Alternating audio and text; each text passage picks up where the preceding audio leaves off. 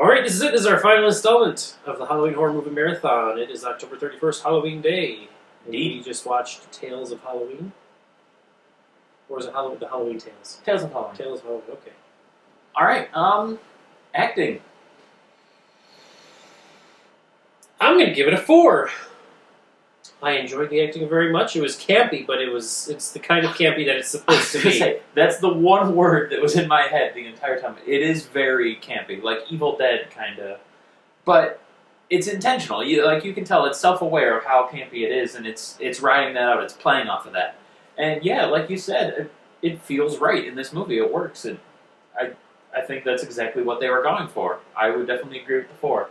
I thought everyone did a very good job playing the roles they were supposed to play and portraying it how they should have, and everything worked out well. Mm-hmm.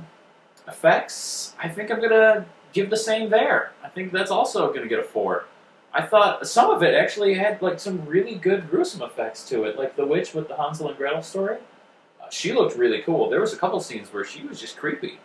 I can't remember specifically, but I know there's a couple other ones throughout that I thought were really good. You like the claymation alien? I love the claymation alien. I'm just a huge fan of claymation. I just thought that looked really cool. Although when that lady got back up and had her eyes and whatnot, like she looked kind of cool too. That whole witch effect she had going on for a minute. And there was some earlier in the movie. There was a lot of stuff here where the effects they kind of work. There was a lot of practical effects, which you guys know by now we're huge fans of. Everything looked really good. Like I won't give it a 5. I won't say it's perfect, but it was pretty close. It was very enjoyable. Effects-wise, I thought everything looked good. I love that giant splatter of blood on the kid's face in the demon clip. Oh my gosh. Effects, yeah, I'm going to give it a 4 as well. Everything was spot on. Everything looked good. I can't think of any reason why it... I don't know, why shouldn't it be a 5?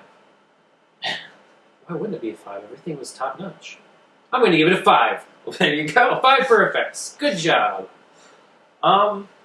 Story, I think this is where I'm going to have to give it a 5, honestly.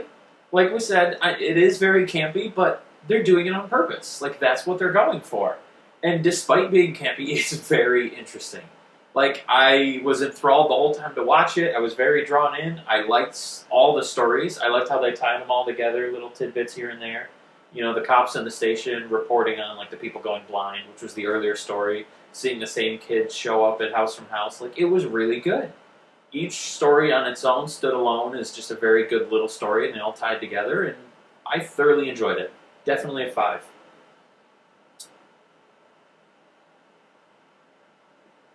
You have to say words now. This is going to be a hard number to give for me. I mean, there's only 5 options, so it's not too difficult.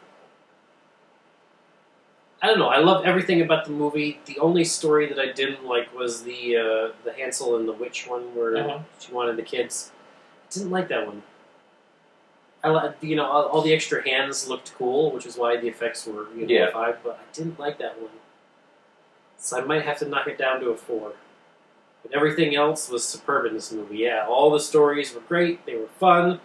The word of the video is campy, and you can have some good scares and suspense while not taking yourself seriously. Yeah.